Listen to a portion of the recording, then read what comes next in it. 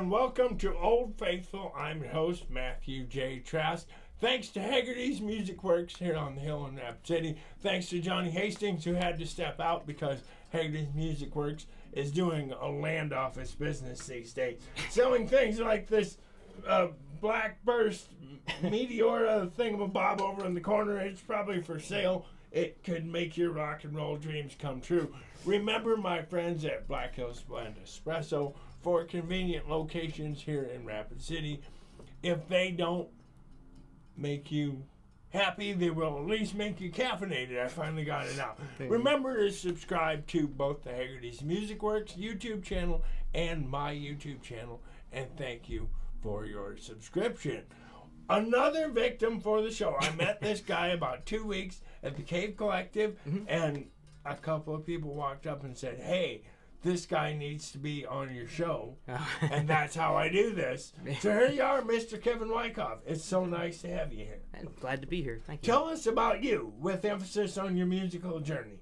Sure. Yeah. So I played a lot of bluegrass and old time Appalachian music, and also more stuff in the vein of political punk rock music, that sort of thing. And the bluegrass and the old time is something it's been in the family for a while. I'm roughly a fourth generation player of Appalachian old time and bluegrass music. Yeah. And, cool. Yeah, we've been able to sort of date some of that back. And yeah. So, is your family from here? No. I've only been here roughly 3 years. I was in South Carolina, where my wife is from, in the lower, or the kind of the middle lower part of the state, the PD region for people familiar, and we moved up here, roughly 3 years ago.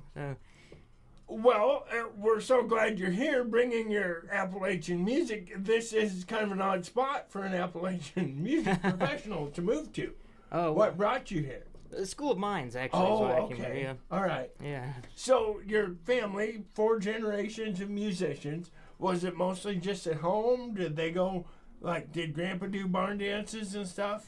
The only person I'm aware of who played, live stuff, shows and everything would be my dad. Played in a number of old-time and bluegrass bands over the years. Oh, and, okay. He was a mandolinist primarily, but did some fiddle playing as well. All right.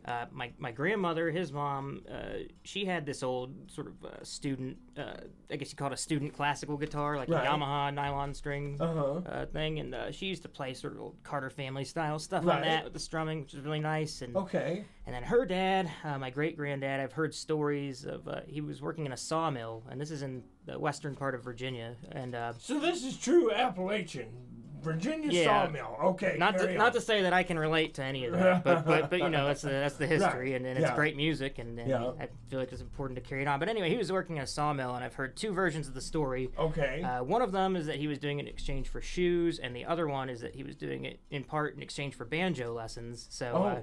And I guess given the year that this would have been, he would have been learning clawhammer or some maybe early 3-finger variant. Right. Yeah. Sadly, he lost his arm in the sawmill. But, oh no! Yeah. But so that counts, right? He was a player. It does count. He was trying. Yeah. So then he had to retire from banjo playing. After that. Yeah. Well, darn it. Yeah. So there were instruments in your house growing up. Yeah. Oh yeah. Absolutely. Tell me about the first one that you were drawn to, that you remember. That I remember? Probably the mandolin, but probably as a consequence of that being the thing that was played most around the house, All right. And, I really love that. And, would Dad get out the mandolin most evenings and park around or practice? Yeah. Did all you kids have to be quiet? Did he go away, or was it like family time? No, nothing like that. He was always adamant about not forcing us to play anything, which I think is great, and that's how I do it with my kids. Mm-hmm.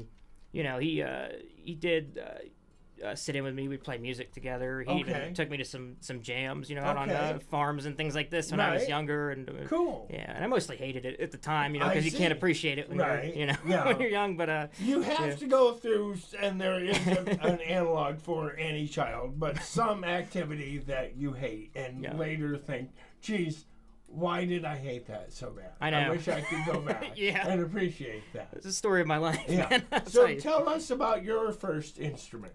Was it a guitar? Yeah, it was. It was a half-sized guitar, an electric guitar that a neighbor of ours had fixed it up. A half-sized electric guitar? Yes. Yeah. Okay. All right. Yeah, and that's all I really can remember about it. It was just some off-brand red, like sort of solid body half-size guitar. If we remember the color, that's the main thing. Did we have an amplifier to go with it? I did, yeah, one of the little practice amps. Right. And I loved that. What did Dad and the Bluegrass Committee think of our electric guitar?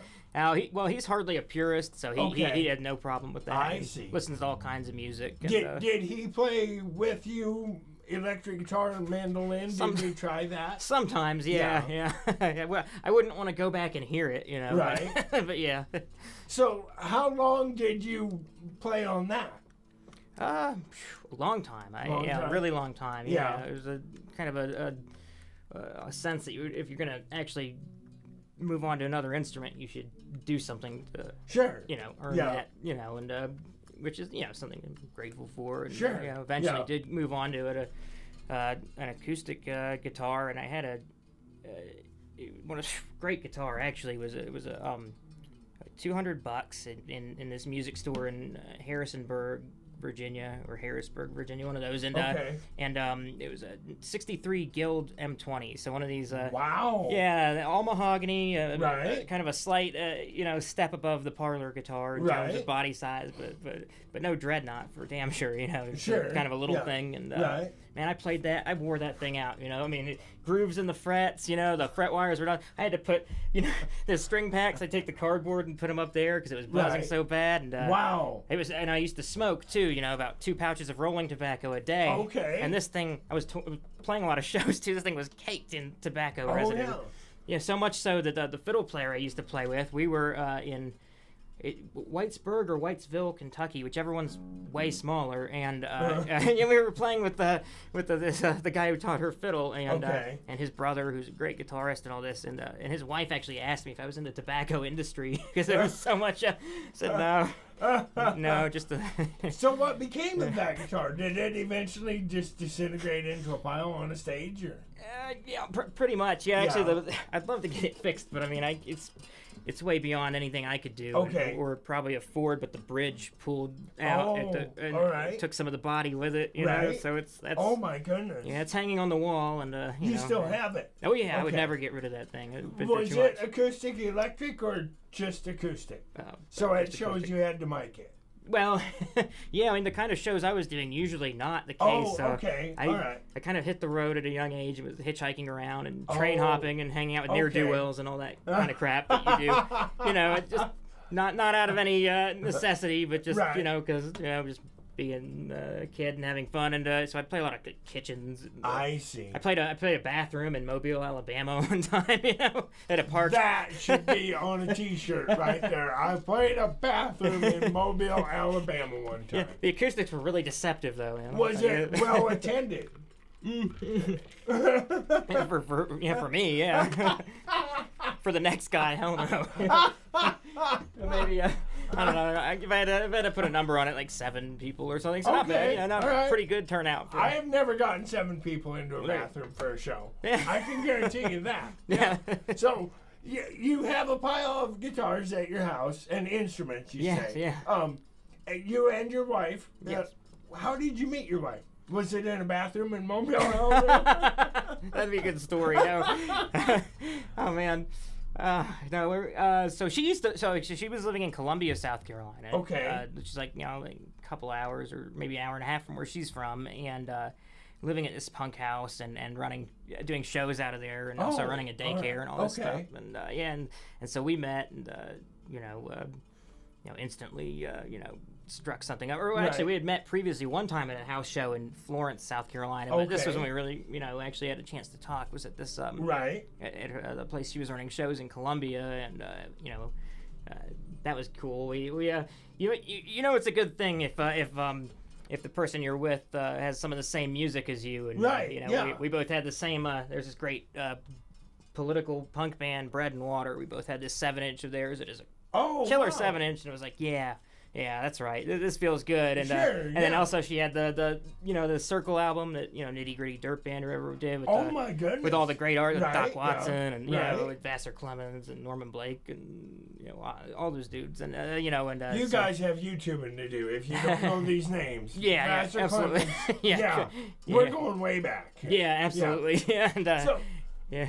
But I could talk about this all day, and thank you, but my point was you have a great honking pile of instruments at your house. Yes, and you have invited me to come do an Old Faithful at your house. Yeah, you should. It'd be cool. If I can, I will take you up on that. Yeah. But tell us about this one and why you brought it. Well, I brought it because it's the only one I play, really. Okay, all right. And I got this when that guild I mentioned broke. So I needed this guy in it, and fortunately for me, he was just starting out as a luthier. Okay. And so that meant he would let me do monthly installments for what was cumulatively a really cheap price, Sure. And it's a great guitar that it was kind of designed as a hybrid between the Guild and Gibson, I think LOOs, the old 60s LOOs, and it's a really cool guitar. So the guy makes guitars under the name B.A. Ferguson.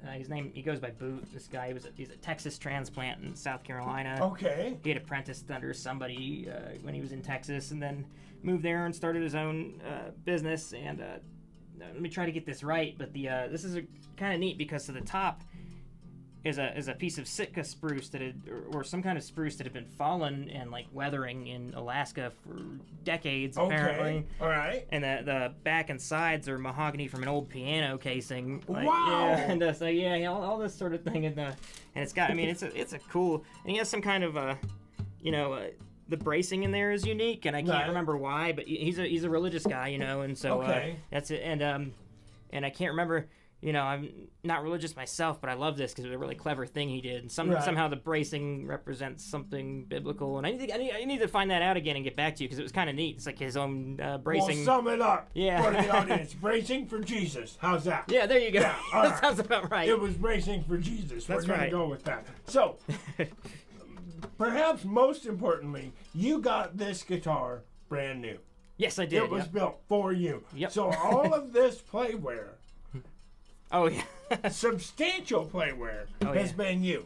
Yep, that's maybe all a me. friend or two, but you. Yeah.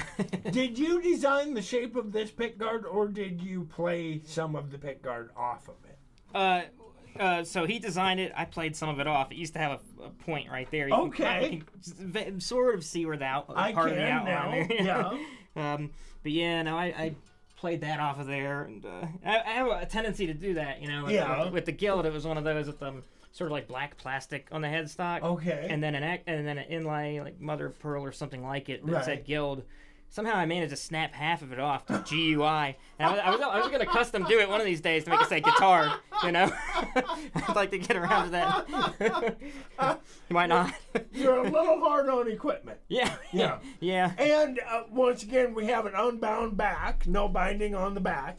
Right, I saw that immediately. He came in with this backwards, and this is what I saw. It looks great. Yeah, I love that. It looks really cool. Yeah. Yeah. So did it turn out the way you wanted it to? When you picked it up, were you in love with it? Yeah, absolutely. Yeah. And actually, I'll be honest, because he's a great luthier, and I was a little bit tepid at first, but then after having it a week, I was absolutely in love with it. It's been like that since. On a good day, man, this thing rings as good as like some $1,000 Martin or whatever. It's I love this thing. With the wood being aged wood. It hadn't taken guitar form, but it had aged as wood. Yes. Did you find that it was fairly broken sounding when you got it? Yeah, somewhat. And also, you see, he left the what do you call it? The gloss or whatever. What's the name I'm thinking of? That Satin finish. finish? Yeah, whatever the finish is. Yeah, he left it off, and so it's been able. The pores have opened up more quickly too. Right. So and it's been really good in that way. Yeah, it has grown in sound.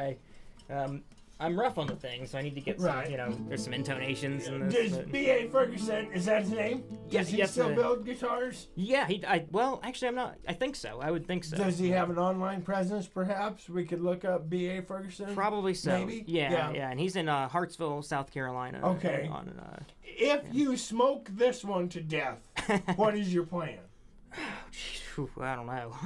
Right now, would be a bad time for that to happen. So, you know, limited options for sure. Maybe perhaps quit smoking. Yeah, I don't smoke anymore. Okay, not for like 10 years or more. If something were to happen to this guitar, it would be an unfortunate situation. You were saying. Definitely, yeah. So you mentioned that you were on the road for quite a while, playing 200 shows a year. Do you play out currently? Yeah, occasionally. Yeah. Okay. Yeah. Occasionally. Do you have an online presence, or how can we find where you're playing? Yeah. So there is an online presence. I don't really have anything to do with it right now, but my wife is really active in that, and she's great about that. So there is a Facebook. I do have like a YouTube thing, and I will that's where if anyone actually wants to talk to me or anything, that's the way to do it. Okay. What's your YouTube channel? I don't know. I think it's probably /Slug's Revenge, something like that. Okay, sounds good. All right. Yeah, I'll get back to you on that. All right, yeah. Sounds good. And so, do you and your wife have a Facebook page, and do you remember the name of that? Yes, yeah, and it's got stuff I've done and stuff we've done in an iteration of this project that was a bluegrass band. Okay. Where she was playing bass, and we had a number of other really good musicians playing with us. And that's all. I think it's probably /Slug's Revenge, but I'm okay. All right, Slug's Revenge. It was like it's just a hair off of pure conjecture, man. Okay. I could be totally wrong, so don't take my word for it. Do we have anything else that we need to talk about? Are you gonna at any point go back to electric? No? Well, actually, I will. How do I say no? Not with this stuff, but yeah, I'd like to start. A punk band. I've always had some stuff in the works. I've got a number of songs written. Okay. So I'll say this now, so nobody steals the band name. I'm gonna start a band, ODD, for Oppositional Defiance Disorder, right? And the first album, we should call it the Fear of Being Included. You know how the young people with the fear of missing out and all this, fear of being included. It would be a great first album name. So. I was gonna go with Woody Guthrie Plugged In, but I like that too. That. Yeah. I like that idea as well. You bet. Are we ready to play a song after my little... Is there anything else we need to talk about? It's been delightful having you on the show, Kevin. I really enjoyed it, actually. Yeah, it's been really fun. Yeah. I'm glad. We'll have to figure out a way to go to your house. Yeah, stop by sometime. Are you ready to play a song? I will do a little thing here, and then you're off and running. Ladies and gentlemen, Woody Guthrie says change the strings, even though he said I give up.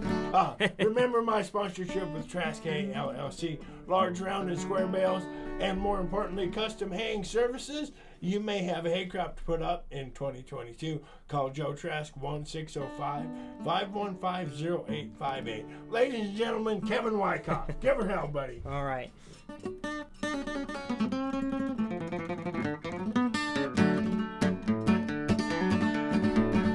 Well, I was sitting in the hobo jungle when I overheard some old heads telling their tales about the glory days and the things they'd done while riding on the fearsome rails. That's what I meant to say.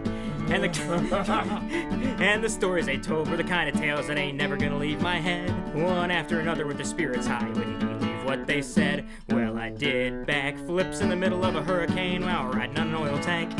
Rode a junker train into an army complex and rode out with the corporal rank. And while riding through the Santa Fe tunnel on an open box car, wrestled me a bear.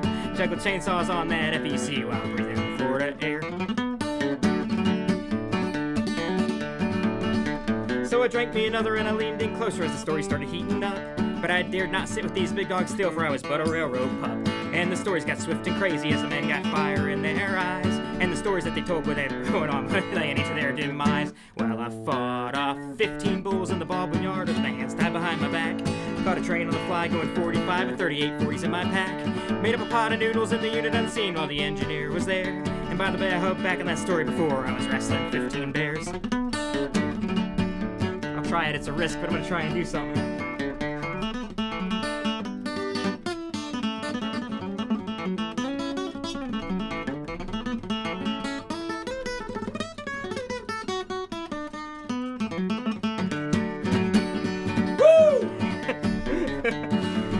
So if you hop trains, kid, and you think you got a story, well, you best just save your breath. Because when it comes to railroad memoirs, I've heard the best of the best of the best. These old heads got a tale for every line and every single yard. So if you want to impress me nowadays, it's gonna be mighty hard. Unless you hop through Alaska in the dead of winter with shorts and no sleeping bag? Or you laid your eyes on every single one of Bozo Texino's tags? Or you stuck into an auto carrier and rode away in a Lincoln Town car? If your stories don't match the old head's kid, you must save it for the bar.